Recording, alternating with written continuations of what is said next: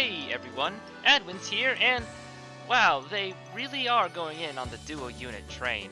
Beyond that, we have a lot to cover, including reruns, New Year's, and 10th anniversary stuff. And of course, work takes up the first week and a half of all this, so let's get started. Iroha and Ui are dressed as shrine maidens, and are noticeably not Sana. But to be fair, as overdue as Sana is for an alt, I don't think this would be right for her. Then again, we got Sayaka last year, so who knows what they had planned. They're a heal type, which means their stats are completely irrelevant. But what is relevant is the fact that they are the first light Axel gorilla in the game, a long time coming. Their connect is a pretty good heal, cleanse, and damage cut. A very defensive connect to be sure, but at least it's versatile enough to be used in most situations, especially with that attack buff. Their Magia pushes their support even further, having the biggest AoE heal on a Magia to date, and an AoE attack and defense buff. While the support Magia spam strat isn't as powerful as before, it's not completely dead, and this Magia is near perfect for it. Its only flaw is that it doesn't restore MP, but she's an Axel gorilla. Come on. Second Magia is barely worth talking about. Its only notable change is that it negates 3 ailments instead of 1. Not irrelevant, but in most situations I'd just use the first one. For spirit enhancements, they continue the attribute-specific trend by having light damage up on their active, and dark damage cut for 5 turns, for all allies. It's one thing to protect themselves from their weak element, but granting other allies similar protection makes this more valuable to me. The rest of their spirit enhancement is not great. Well, they have plenty of Magia damage nodes and passive regen, but other than that, blast up? Really? What are they gonna do with that? Anyway, Ui feels like a parallel to Tokonemu as a support unit. While those two are offensive and focus on debuffs, Ui are defensive and focus on regular buffs.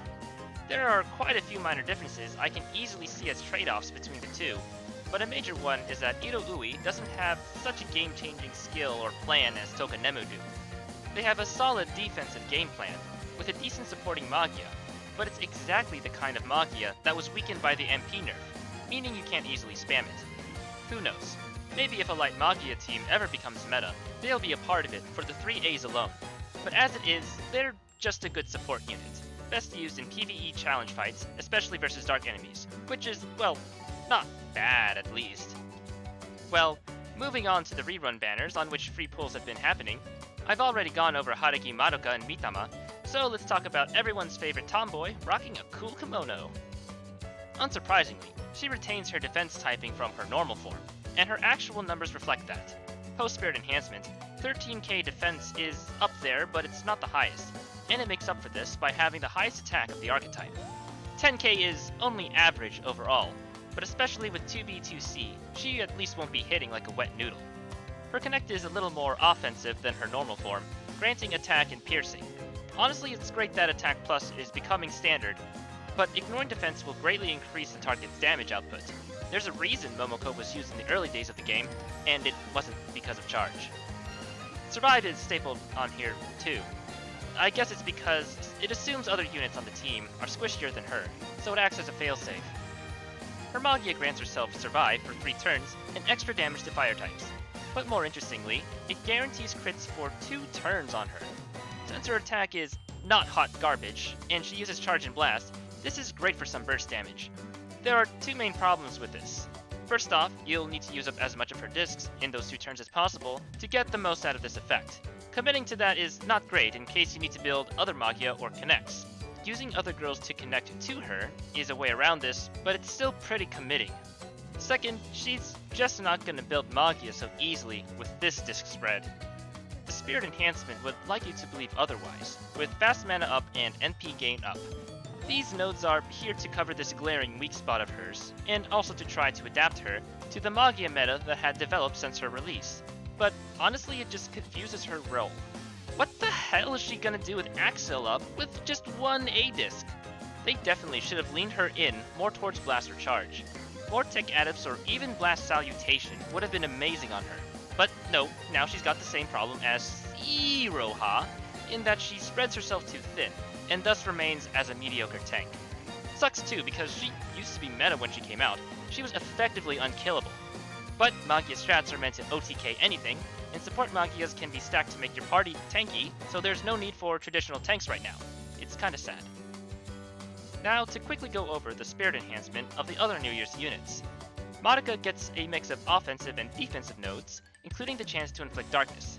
Now she can draw on other people's faces without Magia. Her active is pretty good for a defensive skill as well. It's one half of a Mito Rain. Well, not really. It's at least only on a 6-turn cooldown, which is really fast for a spirit enhancement active, even though Mito Rain is only 5 turns on MUB. Anyway, Mitama is more useful overall with the rise of Magia, which means her ailment strat is more viable since it's so tied to her Magia. Her spirit enhancement reflects this by adding more MP gain, damage, and even darkness on her attacks as well. Her active makes her really tanky, and doubles as an AoE support buff, which is rare on a non-Magia to say the least. Very valuable. Free pulls are almost over, but by now you should have gotten at least 100 pulls, and hopefully you got the rerun unit you wanted, and not a Himiko or something. Just know that the cost to buy a featured unit with Mitama coins is now 200, so if you really want a slot for your shiny new New Year's unit, and you have the stash for it, I would very much recommend you round out the 80 pulls. Again, only if you really want someone from this banner.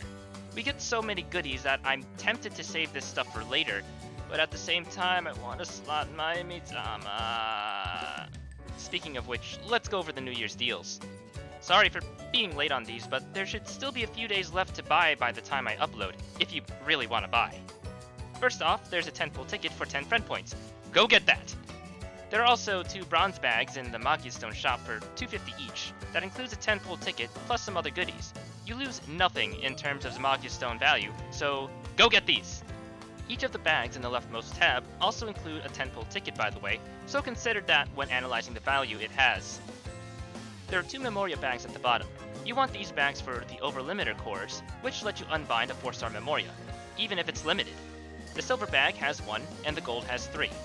Plus, they each come with a ticket to redeem a 4-star Memoria from a list a couple tabs over.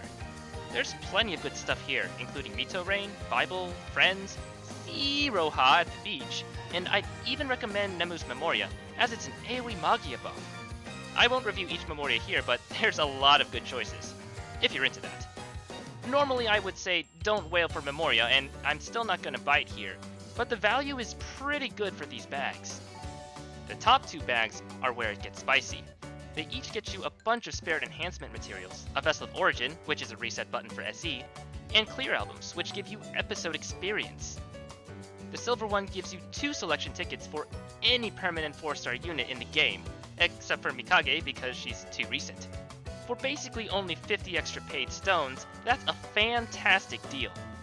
The gold one gives you only 1 selection ticket, but it's for any limited 4-star in the game, up to Yachimifu anyway. Oh, right, I never reviewed them. Anyway, this is your opportunity to grab something you missed if you're an NA refugee, or Elisa because Fate is a cruel mistress and gave her to me on EN when it was close to dying. But not only that, this bag also gives you an innocent gem, which is literally a free slot on any character you want, limited or otherwise. You can use this bag to get a 2 slot of Unlimited Girl, or one you just want for collection, and another slot for a 4-star you already have. Innocent gems are really flexible and powerful, and thus why it's behind a paywall like gold limiters. While this bag is very good, 600 paid gems is really asking for a lot, especially since you only get 1 10-pull out of it. Plus, exchange rates in this game make it really expensive just to get to that amount. Well, if you're gonna whale, go whale. These are probably the best deals you'll get for a long while. Oh, and also in celebration of Madoka's 10th anniversary, there are 2 new gachas running until the 15th. The first one is a one-time pull for 300 free gems, with a guaranteed member of the PMHQ.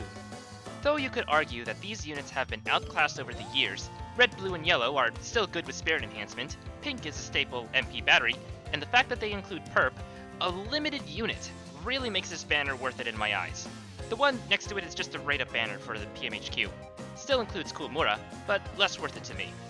They're the only rate-ups at least, so you have a more decent chance at getting what you want. Hope you have a happy New Year's everyone, and don't let 2020 Part 2 get you down. Stay safe, and I'll see you in the next video. I finally get to talk about Matsuri!